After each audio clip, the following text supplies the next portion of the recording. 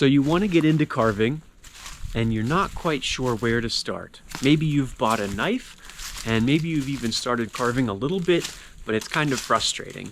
Well, today I'm going to show you a few techniques on how to use your carving knife to its fullest potential. This could be for spoon carving or for carving small figurines, anything that you feel like doing. These techniques should help you. Let's get started. First things first, we're carving from my point of view, so that it should be easier for you to understand where I'm holding the knife and the piece of wood. And it should be a lot easier than watching someone else carve and having to mirror what they're doing. Okay, now actually first, safety. You can see I'm wearing a working apron. Now it's not going to stop a blade from going through, but it does add a little bit of protection from knives if they were to slip. If we carve correctly though, no knives are going to slip. You want to make sure that you're carving away from everyone else. And what you do is you test your blood circle. You may be familiar with that term from Boy Scouts or Girl Scouts. And you hold your blade out and you move it around you. And if no one is in that circle, it should be a safe area to carve. So first we're going to look at the strongest strokes for carving, and these are the ones that are going to remove the most material. So I have a piece of cedar right here, and I've got my largest Mora carving knife, Maracniv, right? And I'm going to grab it in my hand like this, okay? And we're going to hold the wood off to our side. It's going to be to the right side. Now, if I was left-handed, everything would be flipped. I'd be holding it in my left hand like this, and I would be turned this way, and I'd be carving off to my left side, okay? So with my right hand, I'm holding the wood, my hand is out of the way, I'm grabbing the blade, and we're going to press, and we're not going to cut at a very steep angle. If we cut at a strong angle like this, we're going to remove a huge piece of wood, or it's going to dig in and it won't cut all the way. So a good idea is to always really give it kind of a smaller angle and remove less wood, because that is the old wood carver's saying, you can always remove, but you can never put it back. So we're going to push away. And you can see the motion that my hand is doing. It's actually pulling down and then it's turning with the wrist a little bit, but the main motion is that the blade is kind of moving at an angle. I'm not pushing through the wood like this. We're going to work with the whole blade of the knife.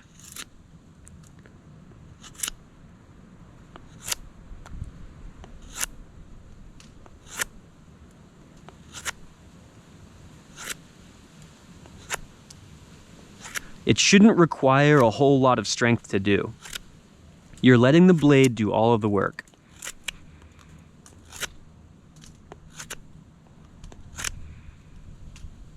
Okay, the next power stroke is something that's sometimes called the chest lever grip. So I'm going to hold the knife in my hand facing what you may think looks backwards. Okay, so when we first did our first stroke, the forehand power stroke, we had our knife forwards. So I'm actually going to have it backwards like this, okay? And we're going to hold the blade at our chest facing away. So our thumb is facing toward the chest and the blade is facing away. Next, we have the piece of wood. We're going to hold it in our left hand, fingers out of the way of the blade, and we're just going to press our arms into our sides and almost let your chest do the work.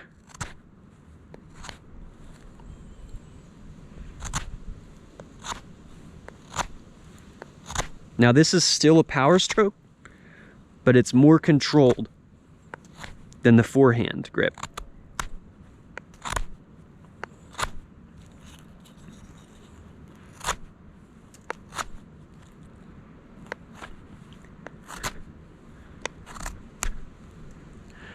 You can have your hand like this. You can have your hand like this if it's a little bit easier for you. The main idea is that you have your arms tucked into your sides, you have the knife facing away from you, and you're pulling the two apart.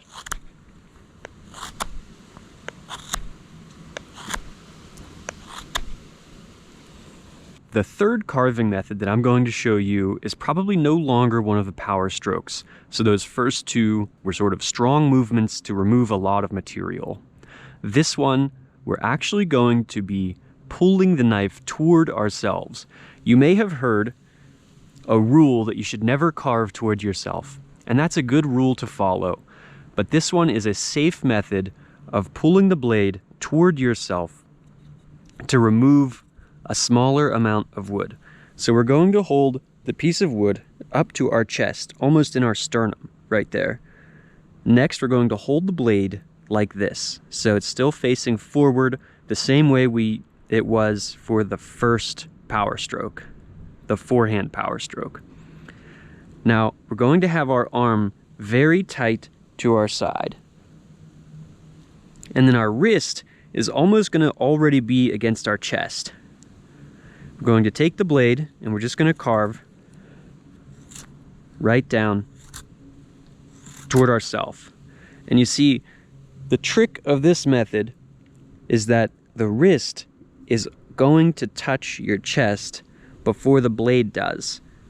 So if you're pulling down toward yourself, you're not pushing, you're not turning your wrist, you're leaving the blade straight, and you're pulling down toward yourself.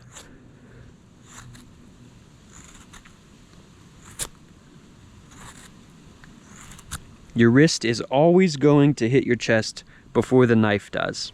The next carving method that I'm going to show you is probably one of the most used and overused methods for spoon carvers and for just general carving. And this is something that many people call the thumb press. The idea is to have your piece of wood right here,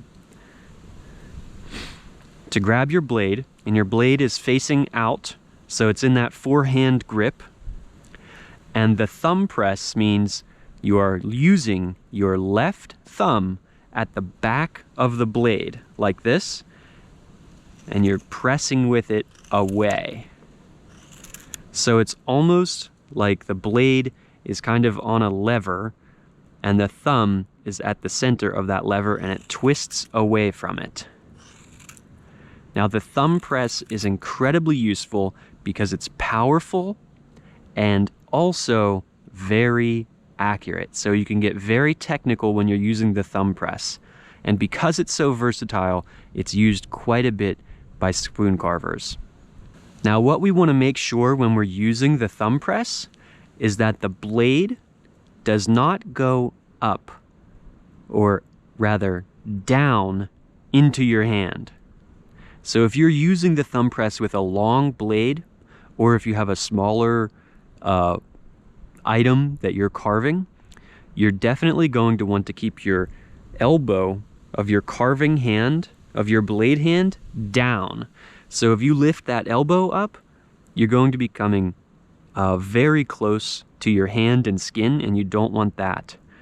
So we're going to keep our elbow down, and we're going to thumb press.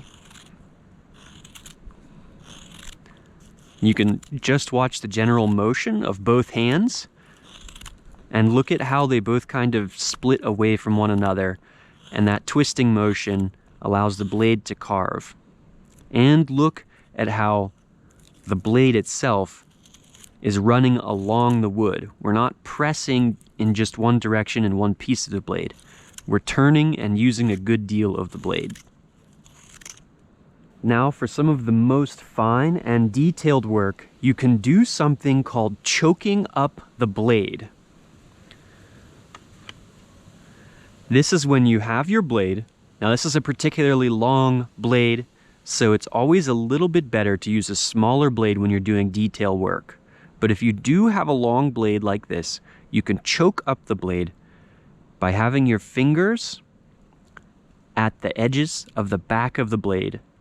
So not at the sharp part, of course, and not over the blade. You want to have them behind. And we're going to press down with our thumb right on the blade like this. and our 2 fingers down here are still at the base of the blade and wrapped around for control. Okay? So we're pressing these fingers very tight on the blade, just sort of holding it in place. Now we can do this and then take our piece of wood, and using that earlier stroke, we can have much more control when we're pulling the blade toward ourselves.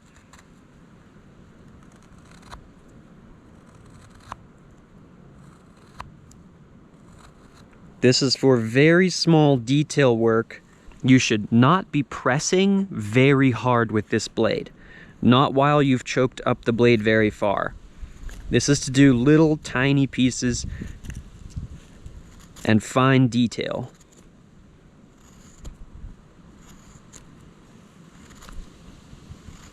There's one thing that all carvers should know about the grain of wood.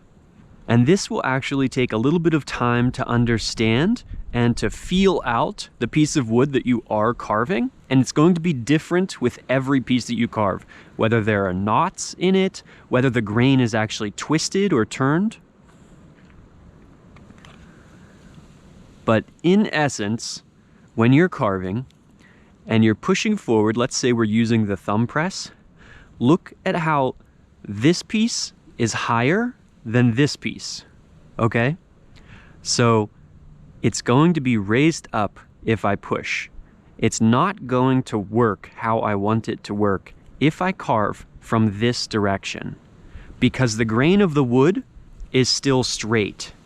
So if I start to press right here with my blade, it's going to lop off this whole piece. It's not going to run up along this edge. Okay? So how do you get around that? If you want to make this sort of an indent or a curve, you want to continue that curved motion, well, you turn the piece of wood around. So now you're starting at the further grain to our left now, and you have your thumb press, and you can run it down the grain. Okay? You'll always want to run down the grain. The only time you won't be doing that is if you're taking off large pieces with the power strokes. And this may be a great example right here to see the difference. We have smooth grain going along this section, and you can see that it's torn and ripped right at the top up here.